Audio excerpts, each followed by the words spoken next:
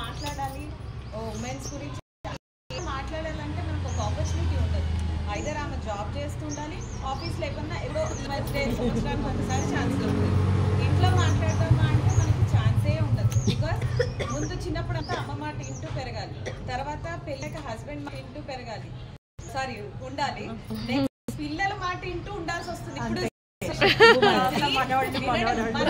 ఏంటి అంటే వినడమే మన లైఫ్ అయిపోయింది. సో ఇలాంటి ఆపర్చునిటీ అయితే అయ్యో నేను లేదు వెళ్ళండి, ఎంత మాట్లాడతారో అంత మాట్లాడి మన లోపల ఉన్నది అక్కడికే చేయండి, హ్యాపీగా ఉండాలి. సో ఇప్పుడు ఆల్మోస్ట్ ఉమెన్స్ గురించి అన్నీ చెప్పేశాను. నేను ఓన్లీ 5 థింగ్స్.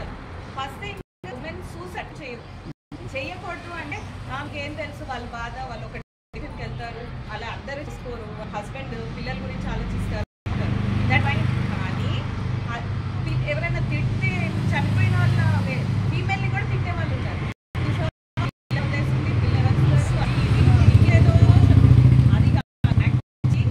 మన గురించి మనం బతకాలి.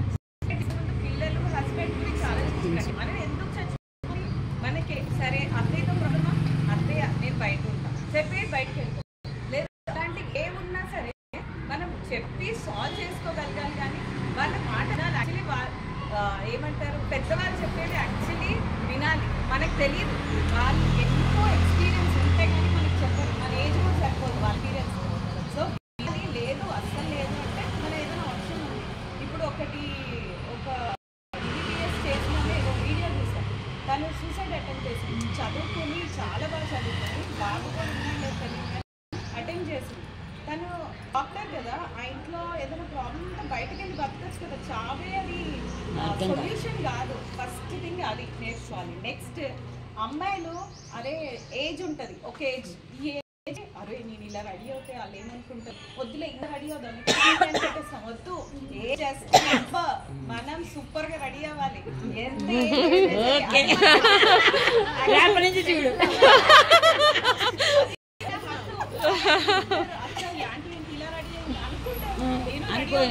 నేనేంటి ఇట్లా ఉన్నాను అనుకోవాలి. కానీ స్టడీ అవ్వడం మన హక్కు. అది హస్బెండ్ అంటే అవును నేను ఇలానే ఉంటా, ఇంకా 60 ఏజ్ వచ్చినా నేను ఇలా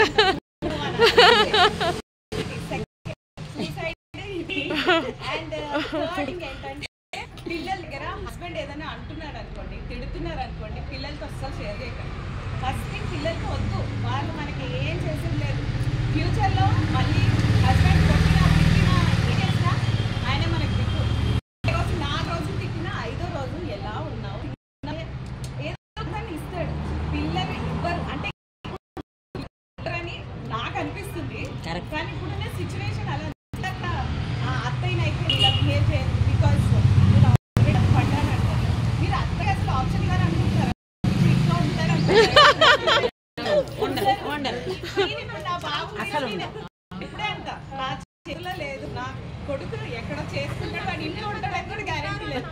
కొడుకుని అమ్మాయికి ఇచ్చేయాలి, అమ్మాయిని అబ్బాయికి ఇచ్చేయాలి, ఎవరికైనా ఇచ్చేయడమే. అలా అని ఉమెన్స్ డే అని అమ్మాయిలు చూసాను నేను చెప్పాను, అలా ఈక్వల్.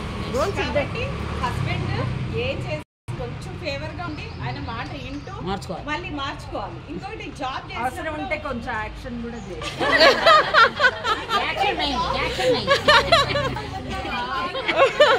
కదండి జాబ్ సీనియర్స్ మీరేం తక్కువ కాదు, జాబ్ చేస్తున్నామని అనద్దు ఆంటీ అన్నారు, అనద్దు. కానీ కొన్ని సిచ్యువేషన్ లో అవసరం అంటే ఆ మాట కూడా అనద్దు. మీ వర్క్ చేస్తున్నాం ఇంట్లో కూర్చుంటే హ్యాపీగా కూర్చోవచ్చు. ఉమెన్ ఇంట్లో ఉంది ఏం చేస్తారు పొద్దున సాయంత్రం అంటే ఒక్కొక్క దానికి రేటు కడితే జీతం 50, 60 లక్షకు కూడా తక్కువ. యాక్చువల్ మనం చేసే పనులన్నీ చూసుకుంటే అంతే కదా.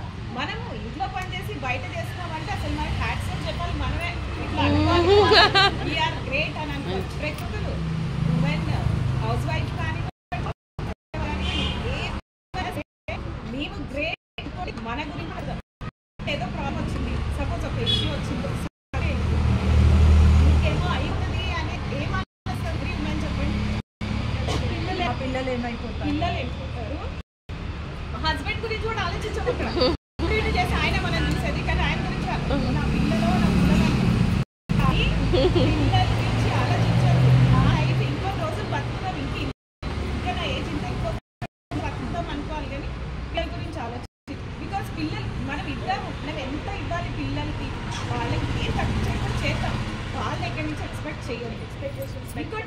మర్చిపోయా, హస్బెండ్ తిడుతుంటే తీసుకోకండి, పిల్లలకి చెప్పకండి, పిల్లల ముందు తిట్టద్దు. మీదేమైనా ప్రాబ్లం ఉందా, వాళ్ళు వెళ్ళాక మనం మాట్లాడుకుంటాం.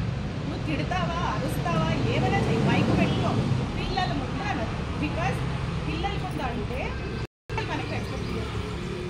ఒక రోజు వస్తుంది రెస్పెక్ట్ ఇయ్యరు పక్క, ఇదైతే డాన్స్. అందుకే హస్బెండ్ తిడతావా, ఏం చేస్తావా, మన బెడ్రూమ్లో అరుచుకుందాం, తిట్టుకుందాం. పోనీ నీకు అంత కోపం వచ్చిందా, ప్లీజ్ బయటకు వెళ్ళిపోక, 5 నిమిషాలు వెళ్ళేసినా వచ్చాక మాట్లాడుతుంది. కానీ పిల్లల ముందు అస్సలు. మెయిన్ ఇంకోటి 3 అయిపోయింది కదా, ఇంకొకటి ఎక్స్పీరియన్స్ చోట వాళ్ళు లక్షించిన జాబ్ కానివ్వండి, ఇంట్లో కానివ్వండి, ఫైట్ చేయండి.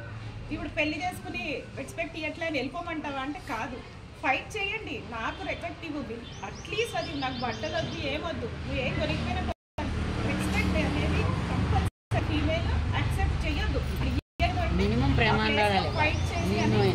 ఫైట్ చేసి మరి మన హక్కు, రెస్పెక్ట్ అనేది మన హక్కు, అది ప్రతి ఒక్కరికి కదా. పడితే పడి ఉంటుంది, లేదు మనకు కూడా కావాలి రెస్పెక్ట్. పడేస్తే మళ్ళీ లేస్తాం, ఏం సాధించట్లేదండి. ప్రతి ఒక్కరు చేస్తున్నారు కదా, అన్నిలో ఉన్నారు, ఎక్కడా లేదు.